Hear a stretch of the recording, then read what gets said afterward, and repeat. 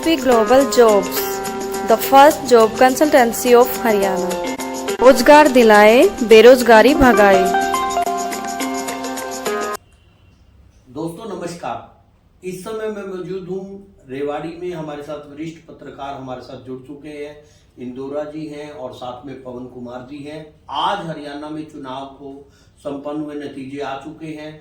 अब जो अगला स्टेप ये हो रहा है कि मुख्यमंत्री कौन है, इस पे चर्चाएं पूरे प्रदेश में चल रही है, राजनीति गरमरा रही है।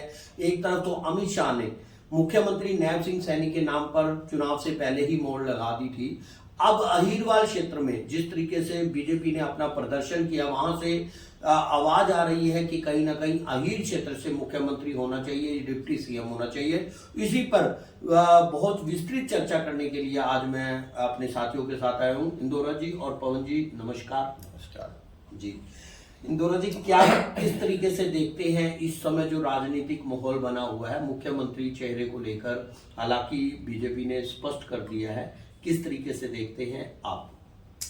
देखिए मोहित जी, भारतीय जनता पार्टी के जो वरिष्ठ नेता और कह सकते हैं केंद्रीय गृह मंत्री अमित शाह ने बहुत पहले ही पंचकुला में जो एक मीटिंग हुई थी उसमें कह दिया था कि भाई जो विधानसभा का चुनाव है वो नायब सिंह सैनी जो है मुख्यमंत्री इस समय है, उन्हीं के नेतृत्व में लड़ाई जाएगी। मतलब सीधा सीधा था कि उनका कहने का आशय कि अगर भारतीय जनता पार्टी सत्ता में आती है तो नायब सिंह सैनी मुख्यमंत्री होंगे। लेकिन सरकार बन भी गई है, हरियाणा में बहुत अच्छा प्रदर्शन बीजेपी का सामने आया है। वो अलग बात है कि कांग्रेस पार्टी इसे चुनाव आयोग की भी के ऊपर भी आरोप लगा रहे हैं, ईवीएम को लेकर भी आरोप लगा रहे हैं, वो एक अलग इशू है। अब मामला ये आता है कि मुख्यमंत्री घोषित तो कर दिया लेकिन बात बन नहीं रही है, और बन के इसलिए नहीं रही है तो इसका ये भी है कि पहले 12 तारीख को शपथ ग्रहण समारोह होना था, अब उसके बाद 15 तारीख हो गई और अब 17। अब ये देखिए 12 से और 17 के बीच में जो कर दिया, इसका मतलब ये है कि सीएम बेशक घोषित हो चुके लेकिन सीएम के पद को लेकर अभी पेच उलझा हुआ है। और उलझा हुआ है किस वजह से है? वो दक्षिणी हरियाणा के जो वरिष्ठ नेता है, केंद्रीय मंत्री राव इंद्रजीत सिंह की वजह से फंसा हुआ है, जो सही मायने में माना जाता है। हालांकि अनिल विज भी इसके लिए दावेदारी पेश कर रहे हैं कि भाई हम मुख्यमंत्री बनेंगे, लेकिन क्योंकि अनिल विज अकेले हैं, बेशक वरिष्ठ नेता है लेकिन अकेले हैं वो, तो उनको शायद इतना महत्व है, उनकी बातों को नहीं दिया जा रहा। वैसे भी वो कह चुके हैं अनिल विज कि अगर सरकार मुझे बनाती है मुख्यमंत्री तो मैं बनने के लिए तैयार हूं। मतलब उनका दावा बहुत ज्यादा प्रबल नहीं है। सबसे बड़ा जो प्रबल दावा है वो है राव इंद्रजीत सिंह का, कि राव इंद्रजीत सिंह का कहना है कि भाई दक्षिणी हरियाणा को सीएम का पद मिलना चाहिए। और मेरे हिसाब से, जहां तक मैं 30 साल की पत्रकारिता मेरी हो गई है और मैंने भी देखा है कि हरियाणा के विभिन्न जिलों से मुख्यमंत्री बन चुके हैं। जीटी रोड बेल्ट की बात कर लें, उत्तरी हरियाणा की बात कर लें, अगर मैं नाम लूं तो हिसार से मुख्यमंत्री बन चुके हैं चौधरी भजन लाल जी, सिरसा से चौधरी देवीलाल परिवार आ चुका है सीएम के रूप में, रोहतक से हुड्डा परिवार आ चुका है। अगर मनोहर खट्टर जी की बात करें तो वो करनाल सीटी रही है, सीएम सीटी रही है, तो वो मुख्यमंत्री करनाल से भी आ चुके हैं। कुरुक्षेत्र से अपना नायब सिंह सैनी जी जो वर्तमान में भी कार्यवाहक है वो भी आ चुके हैं, सीएम बन चुके हैं। मतलब ये है कि अगर क्षेत्र बचा है तो दक्षिणी हरियाणा का बचा है और ये उसका राइट भी बनता है। फिर दूसरा जो राइट बनता इसलिए है कि सत्ता कांग्रेस की हो या बीजेपी की हो, हरियाणा में जब भी आती है तो उसमें दक्षिणी हरियाणा का बहुत बड़ा रोल होता है।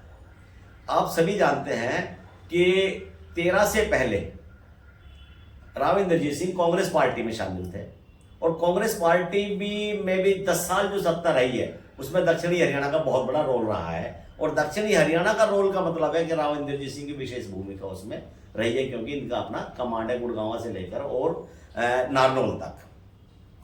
13 में राव इंद्रजीत सिंह भारतीय जनता पार्टी में कांग्रेस छोड़ के, उसके बाद यहाँ से सीट आई थिंक 11 सीटें निकली थी, 11 की 11 सीटें निकली थी, तो उसमें राव इंद्रजीत सिंह का बड़ा हाथ था। लेकिन और राव इंद्रजीत सिंह ने जब चुनाव प्रचार हुआ, क्योंकि हम चुनाव प्रचार में गए थे, उसमें रिपोर्टिंग की हमने, तो वो यही कहते कि भाई दक्षिणी हरियाणा जो सत्ता जो हरियाणा में आती है उसका रास्ता दक्षिणी हरियाणा से होकर गुजरता है और आप मेहनत करो और इस बार मुख्यमंत्री का पद जो है वो दक्षिणी हरियाणा में आएगा। ये 2014 की बात है, 14 के चुनाव की बात है। 14 में चुनाव हुआ, सरकार बन गई बीजेपी की, लेकिन राव इंद्रजीत सिंह को यानी दक्षिणी हरियाणा का मुख्यमंत्री नहीं बना कोई भी। उसके बाद बात आती है 2019 की। 2019 में जब चुनाव प्रचार हुए तब भी राव इंद्रजीत सिंह ने दक्षिणी हरियाणा के लोगों के बीच में यही बात रखी कि हमारा हक बनता है और आप मेहनत कीजिए और दक्षिणी हरियाणा में जितने ज्यादा से ज्यादा सीटें आप निकालेंगे आपको अधिकार मिलेगा। 8 सीटें शायद उस समय में आई थी 2019 में विधानसभा की, और उसमें भी राव इंद्रजीत सिंह का बहुत बड़ा रोल था। लेकिन जब बात आई मुख्यमंत्री बनने की तो वहां मनोहर लाल जी खट्टर दोबारा फिर उनको बिठा दिया। राव इंद्रजीत सिंह को भी केंद्र में भी ज्यादा बड़ा प्रतिनिधित्व नहीं मिला, राज्य मंत्री का दर्जा मिला। वहां उनको बड़ा भारी दुख हुआ, लेकिन क्या है कि फिर भी वो अपने सहन करते रहे। लेकिन पब्लिक जो दक्षिणी हरियाणा की, जिनको 2 बार एश्योरेंस मिला, उनके मन में एक पीड़ा थी कि भाई आखिर हमारे क्षेत्र को सीएम क्यों नहीं मिल रहा। राव इंद्रजीत सिंह इतनी मेहनत कर रहे हैं, वो इतना जिताने में, सरकार बनाने में पूरे हिस्सेदारी रखते हैं, लेकिन उनको अब तक सीएम पद क्यों नहीं मिल रहा है। खैर, राव इंद्रजीत सिंह ने किसी भी तरह लोगों को समझाया, प्रोजेक्ट भी यहाँ लेके आए, सारी बात कर दी। अब बात आ गई 2024 के चुनाव की। 2024 में लोकसभा का चुनाव हुआ, राव इंद्रजीत सिंह फिर जीत गए। उनके साथ में फिर ऐसा लगा, और ऐसा क्या, जो अगर हम उनके समर्थकों की बात माने तो भारतीय जनता पार्टी ने उनके साथ में फिर से धोखा किया। जो लोगों को सहन नहीं हुआ उनको राज्य मंत्री बना दिया, ये लोगों को सहन नहीं हुआ। लेकिन राव इंद्रजीत सिंह ने फिर लोगों को समझा लिया, अपने लोगों को, और 2024 के विधानसभा चुनाव में इस बार पूरी तौर पे उन्होंने कह दिया, लोगों से फिर एक बार कहा कि इस बार दक्षिण हरियाणा का मुख्यमंत्री बनना चाहिए। अब जो ये अभी जो वर्तमान में सामने जो आ रहा है ना, वो यही आ रहा है कि जो बार बार जो डेट बदली जा रही है वो राव इंद्रजीत सिंह की वजह से ही बदली जा रही है। जबकि ऑफिस से ये सूचना मिली है कि प्रधानमंत्री से टीटी ना मिलने की वजह से ये डेट बदली जा रही है। तो ऐसा सिर्फ किस नहीं, वो देखिए, पार्टी अपने लेवल पे किसी भी बात को बनाने के लिए, अब कहा तो सूचना ये भी है कि अमित शाह भी शायद नहीं है, अब है या नहीं है वो एक अलग इशू है। लेकिन जो वर्तमान में जो चर्चाएं चल रही राजनीतिक स्तर पे यहाँ, उसमें यह है कि राव इंद्रजीत सिंह के पास में 9 विधायक हैं इस समय। दक्षिणी हरियाणा की 11 सीटें हैं। 11 सीटों में अगर हम 2 सीटें निकाल दें, एक तो ये है कि 10 सीटें जीती है वहां से, लेकिन राव नरबीर सिंह राव इंद्रजीत सिंह से अलग है। ना तो वो टिकट दिलाने में उनका सहयोगी रहे और ना ही उनको जिताने में उनको सहयोगी रहे, क्योंकि वो प्रचार करने भी नहीं गए। दूसरा, नांगल चौधरी से डॉक्टर अभय सिंह यादव है। अभय सिंह यादव जो है उनकी भी राव इंद्रजीत सिंह से नहीं बनती और वो सीट हार गए। इसका मतलब 11 में से 9 सीटें राव इंद्रजीत सिंह को ने जिताई है। और जिताई क्या है, जिसमें 6 सीटें तो ऐसी है जो राव इंद्रजीत सिंह ने खुद मांगी थी कि मेरे आदमियों को इनको टिकट दी जाए, वो टिकट दी है। बाकी उनकी कंसेंट रही है कि आप इनको टिकट दे दीजिए, इनको जिताना मेरी जिम्मेवारी है। तो कहने का मतलब है कि 9 एमएलए राव इंद्रजीत सिंह के साथ है। भारतीय जनता पार्टी के पास इस समय 48 एमएलए है। 48 एमएलए को ये मान के चलते हैं कि राव इंद्रजीत सिंह के पास में 9 है। अगर राव इंद्रजीत सिंह अपनी भौएं टेढ़ी कर लेते हैं बीजेपी से तो सरकार उनकी नहीं बनेगी। और राव इंद्रजीत सिंह के पास भी ये बड़ा मौका है, राजनीतिक संभावनाओं पे टिकी हुई है। उनके पास भी बड़ा मौका है कि वास्तव में एक यही समय है कि जितना बीजेपी ने मेरे साथ किया, हालांकि राव इंद्रजीत सिंह ने अभी तक भारतीय जनता पार्टी के बारे में, शीर्ष नेताओं के बारे में और पार्टी के बारे में कुछ भी नहीं कहा है किसी ऐसा कि जिनसे पार्टी को बुरा लगे। उनका ये जरूर कहना है एक मीटिंग के अंदर कि दक्षिणी हरियाणा ने हमेशा सत्ता बनाने में सहयोग किया है, तो भारतीय जनता पार्टी के शीर्ष नेतृत्व को, भारतीय जनता पार्टी को इस क्षेत्र के बारे में सोचना चाहिए। इनडायरेक्ट में अगर बोला जाए तो इनडायरेक्ट में राव इंद्रजीत सिंह ने कह दिया कि सीएम पद यहां देना चाहिए, बाकी उन्होंने ऐसा कुछ नहीं बोला। अब देखना यह है कि भारतीय अभी जो इस समय जो चल रहा है वो यही है, इसीलिए तारीख पे तारीख बदल रही है। और हो सकता है अभी तो 17 तारीख दी है और इनके किसी तरह का फैसला ना हो तो 17 से आगे भी ये हो सकता है। इसी संभावना और आशंका दोनों ही है इस प्रकार की, आगे भी ऐसा हो सकता है। लेकिन अब क्योंकि इंद्रजीत भी चाहते हैं भाई, उम्र का पड़ाव है, 75 वर्ष के हो गए, हालांकि वो काफी एनर्जेटिक है अभी भी। अभी मैं उनका एक सुन रहा था इंटरव्यू, किसी ने, पत्रकार ने उनसे पूछा था कि राव साहब आपकी उम्र काफी हो गई है, आपका आखिरी चुनाव बोलो हो सकता है ये, तो उन्होंने कहा कि भाई ये तो किस उम्र ही तो हुई है। वैसे तो मैं पूरी तरह एक तरह से युवा हूं, अभी 65 साल के आदमी को मेरे सामने तो डालो, वो मेरे से कम पड़ेगा। कहने का मतलब है कि physically he is totally fit.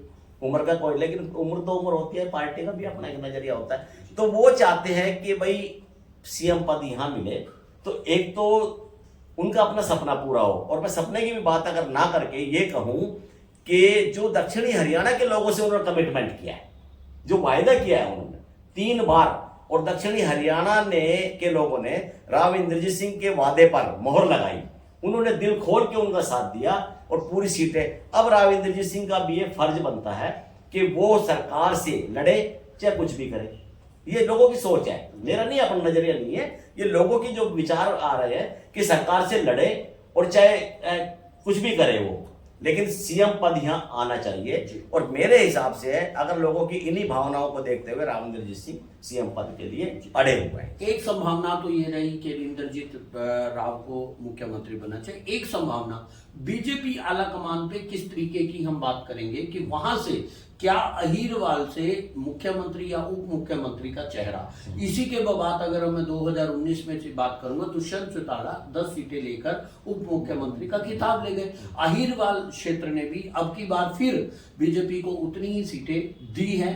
तो क्या बीजेपी आला कमान को भी कुछ फर्ज बनेगा यहां पे एक अच्छा नेतृत्व दिया जाए, और साथ में अगर वो नहीं दिया जाता है तो क्या बीजेपी को उसका नुकसान अहीर क्षेत्र से दोबारा हो सकता है? क्योंकि अगर बीजेपी ने ऐसा नहीं किया, पवन जी इस बारे में हम लोग क्या बात करेंगे? देखिए, जब कहते हैं कि हरिवाल से कभी कोई मुख्यमंत्री नहीं बना था, जो राव वीरेंद्र इंद्रजीत के पिताश्री हैं, वो हरियाणा के पहले मुख्यमंत्री। लेकिन कौन पुरानी बातें हो, पुरानी, हाँ, 1966 की बात है, पुरानी बातें, और वो भी विशाल हरियाणा पार्टी, अपनी पार्टी थी, वो बने थे। तो अब जैसा कि ऑब्जर्वेशन हम देख रहे हैं 95-96 से कि राव इंद्रजीत को हम अगर 4 बार हम तुलना करते हैं, मतलब पिछले दो टाइम वो था जब कांग्रेस में वो रहे, उसके बाद 2 बार वो भारतीय जनता पार्टी में रहे, तो उन्हें केंद्र में भी एक खाना पूर्ति मंत्री बनाया था, राज्य मंत्री, कि उनके पास कोई विशेष पद नहीं था कि जिसको मंत्रिमंडल का हम कह सकते हैं, चाहे कांग्रेस की सरकार हो चाहे भारतीय जनता पार्टी की सरकार हो। तो उसका इंडिकेशन ये जाता है कि राव इंद्रजीत सिंह जी कभी इंटरेस्ट नहीं लेते थे, कभी किसी पार्टी पे दबाव नहीं बनाते थे कि भाई मुझे भी कुछ चाहिए।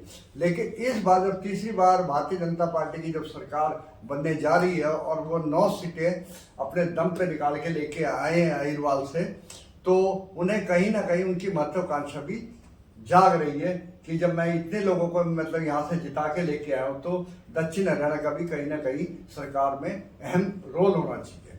और इस वक्त क्या उत्तराधिकारी की बात भी चल रही है कि राव इंद्रजीत जी हैं, वो आरती राव को कहीं ना कहीं सेट करना चाहते हैं। परिवारवाद की भी बात है, परिवारवाद की भी बात आती है। अब प्रश्न ये उठता है कि वो आरती राव को कितना आगे लेके जाते हैं। अब हम तुलना करें कि भाई इससे पहले वाले चुनाव में जब दुष्यंत को मुख्यमंत्री बनाया था, उस हिसाब से तो आरती राव को भी मुख्यमंत्री की वो दावेदार, उप मुख्यमंत्री की वो दावेदार है, डिप्टी सीएम की दावेदार है, क्योंकि 10 सीटें मेरे ख्याल से जब थी और 9 सीटें अब है। तो दुष्यंत चौटाला के बराबर में कहीं ना कहीं वो खड़ी होती है। लेकिन पवन जी इसमें मैं थोड़ा सा बीच में बोलना चाहूंगा। जहां तक दुष्यंत चौटाला जी के, मोदी जी आपने भी कहा कि उससे क्या वो होगा, उनके पास भी 10 सीटें थी, वो मुख्यमंत्री बन गए, इधर 9 है तो। लेकिन देखिए आप कि दुष्यंत चौटाला एक अलग पार्टी से थे, वो एक अलग पार्टी से सपोर्टिंग पार्टी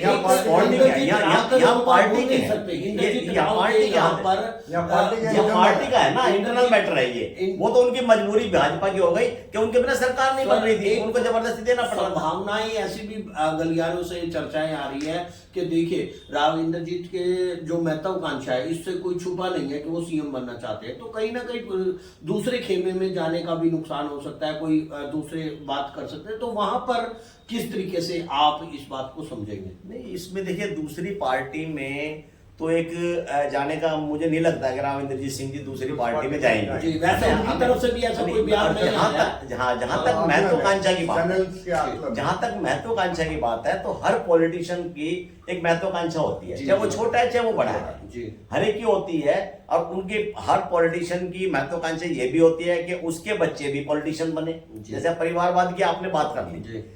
अब एक भी आप नेता मुझे बता दीजिए जो उम्र दराज हो गया हो और उनके बच्चे पॉलिटिशियन नहीं है। आप बता दीजिए कौन से नहीं, जैसे बीजेपी कौन से की नेता बात है करती जिनका है। बच्चा फौज में लगा हुआ है? जी।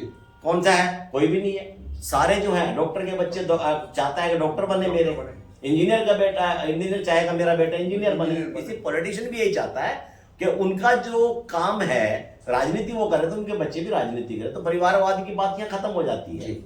परिवारवाद की बात नहीं कर रही। बात है आपके एक क्वेश्चन की कि अगर भारतीय जनता पार्टी का शीर्ष नेतृत्व इंद्रजीत सिंह की बात नहीं मानते हैं नहीं तो मानते, उनको दक्षिणी हरियाणा में नुकसान की। तो नेचुरल सी बात है कि अगर भारतीय जनता पार्टी इन्हें संतुष्ट नहीं कर पाई, इवन चाहे वो सीएम बनाकर या फिर राव इंद्रजीत सिंह जी किसी बात पे समझौता कर ले और उनकी बेटी को डिप्टी सीएम भी बना ले, लेकिन ये मान जाए और Bharatiya Janata party deputy CM भी ना बनाए, जी। तो उसमें तो उनका गुस्सा जायज है। जायज है। और अगर उन्होंने किसी तरह का स्टेप ले लिया तो ये भारतीय जनता पार्टी के लिए भविष्य में बहुत बड़ा खतरा है। जी। दक्षिणी हरियाणा में जी। भारतीय जनता पार्टी आज भी बेशक पूरी स्टेट के अंदर अच्छे प्रदर्शन किया हो, लेकिन दक्षिणी हरियाणा में बिना राव इंद्रजीत सिंह की यानी सहमति डिप्टी सीएम तो कम से कम बनाना सहमति ही पड़ेगा। के कहने का बिना मतलब- उनके सहयोग के भारतीय जनता पार्टी 9 सीटें नहीं जीत सकती थी। अभी कई बार एक दो चीजें बीच में सामने आई है। मैं सुन रहा था किसी चैनल पे कि लोकसभा चुनाव में इसका नरेंद्र मोदी जी का चेहरा नहीं चला।